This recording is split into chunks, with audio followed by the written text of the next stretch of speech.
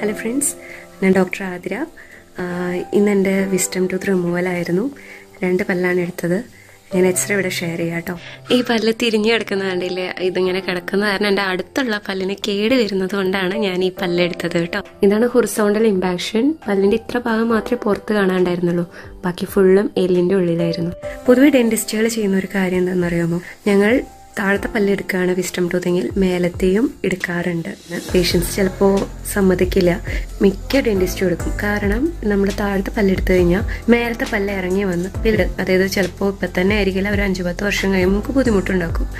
അത് തടയാൻ വേണ്ടിയിട്ട് മുന്നേക്കൂട്ടി ഞങ്ങൾ എടുക്കുന്നതാണ് കേട്ടോ അത്. അപ്പോൾ ഞാൻ 2 പല്ലാണ് എടുത്തിരിക്കുന്നത്. ഈ സൈഡിലാണ് എടുത്തിരിക്കുന്നത്. നിങ്ങൾക്ക് ചെറിയൊരു നീര് കാണാനുണ്ടാവും, എന്നാലും കുറവാണ്. നല്ലോണം എല്ല് തുറന്നെടുത്ത പല്ല. അപ്പം ഞാൻ എന്തൊക്കെയാണ് ചെയ്തതെന്ന് ഞാൻ വ്യക്തമായിട്ട് പറയാം കേട്ടോ. അപ്പോൾ ഇന്ന് പോണേന് ഭക്ഷണമൊക്കെ കഴിച്ച് മെഡിക്കേഷൻ കഴിച്ചിട്ടാണ് ഞാൻ പോയത്. ഡോക്ടർ എല്ലേ തന്നു. എല്ലേ തന്നപ്പോൾ ചെറിയൊരു ഉറുമ്പ് പിടിക്കണ പെയിൻ ഉണ്ടായിരുന്നു കേട്ടോ. പക്ഷേ അത് കഴിഞ്ഞിട്ട് ഒന്നും അറിഞ്ഞില്ല.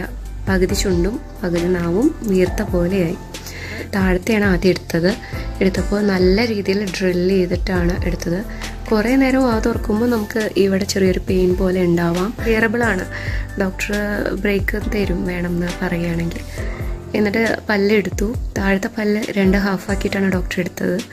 മേലത്തെ പല്ല് ഫുള്ളി ഇറപ്റ്റഡ് ആയിരുന്നു, മുളച്ചതായിരുന്നു. അവിടെ അത്ര ബുദ്ധിമുട്ടുണ്ടായില്ല, വേഗം എടുത്തു.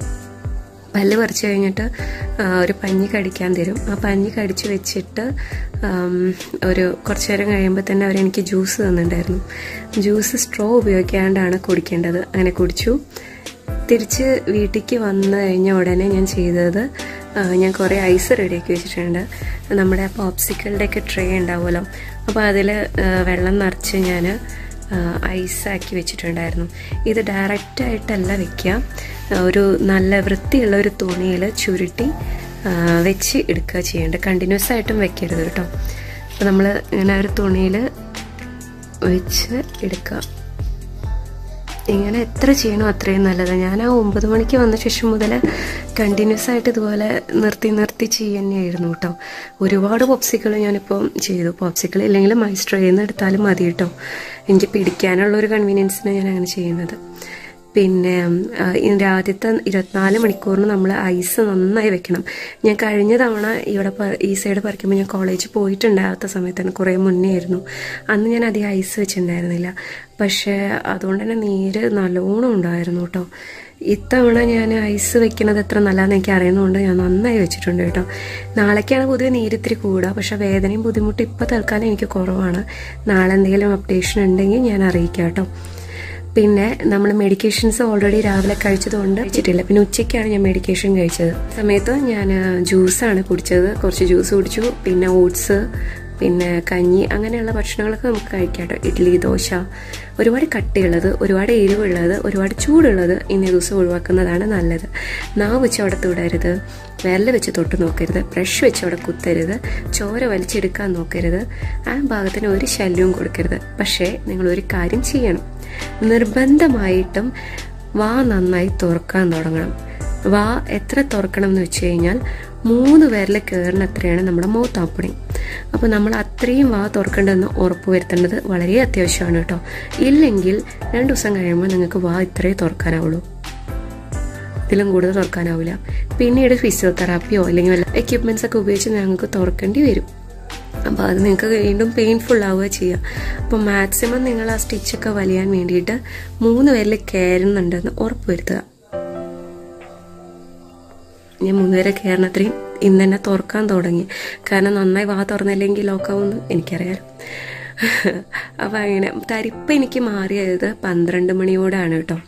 ഏകദേശം 9 മണിക്ക് പല്ല് പറിച്ച് കഴിഞ്ഞിട്ട് 12 മണി വരെ എനിക്ക് പകുതി ചുണ്ടും പകുതി നാവും വീർത്ത പോലെയാണ്.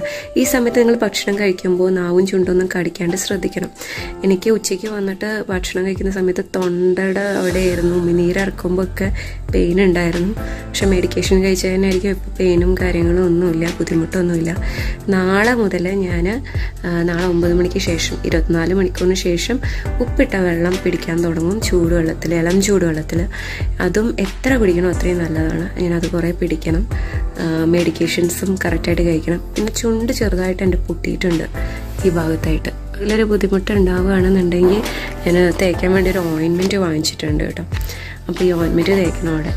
ഡോക്ടറിൻ്റെ പോസ്റ്റ് ഓപ്പറേറ്റീവ് ഇൻസ്ട്രക്ഷൻസ് ഒക്കെ കറക്റ്റായിട്ട് ഫോളോ ചെയ്യുക. സ്റ്റിച്ച് എന്തായാലും ഡോക്ടർ ഇട്ടിട്ടുണ്ടാകും. അതൊരു 7 മുതൽ 10 ദിവസത്തിന് ശേഷം ഡോക്ടറെ കണ്ടിട്ട് റിമൂവ് ചെയ്യേണ്ടതാണ്. പൊതുവെ നിങ്ങൾക്ക് എന്തെങ്കിലും ബുദ്ധിമുട്ടുണ്ടെന്ന് വെച്ച് കഴിഞ്ഞാൽ 3 ദിവസം കഴിഞ്ഞ് ഡോക്ടറിനെ ഒന്ന് പോയി കാണുന്നത് നല്ലതായിരിക്കും. ഡോക്ടർ ഒന്ന് ഇറിഗേറ്റ് ചെയ്ത് കുറച്ച് ക്ലീൻ ആക്കിയൊക്കെ തരും. ഫുഡ് അതിൻ്റെ ഉള്ളിൽ കുടുങ്ങാണ്ട് ശ്രദ്ധിക്കണം കേട്ടോ. ആ കുഴി ഫുള്ളും ഭക്ഷണം കുടുങ്ങിക്കഴിഞ്ഞാലും നിങ്ങൾക്ക് ഇൻഫെക്ഷൻ വരും. ഇന്ന് നിങ്ങൾ ഒരുപാട് ശക്തിയിൽ തുപ്പണ്ട, പക്ഷെ നാളെ മുതൽ ആ കുഴിയിൽ ഭക്ഷണം കൊടുങ്ങാത്ത പോലെ വൃത്തിയാക്കാൻ ശ്രദ്ധിക്കണം കേട്ടോ. പിന്നെ പ്രത്യേകം ഞാൻ നേരത്തെ പറഞ്ഞ പോലെ നന്നായി തുറക്കണം കേട്ടോ. ഐസും ഫസ്റ്റ് ഡേ ഫുള്ളും നന്നായിട്ട് വെക്കുക. നല്ല മാറ്റം ഉണ്ടാവും കേട്ടോ. അപ്പോൾ ഈ വീഡിയോ നിങ്ങൾക്ക് ഉപകാരപ്പെട്ടുവെങ്കിൽ ചാനൽ സബ്സ്ക്രൈബ് ചെയ്യൂ കേട്ടോ. Thank you for watching.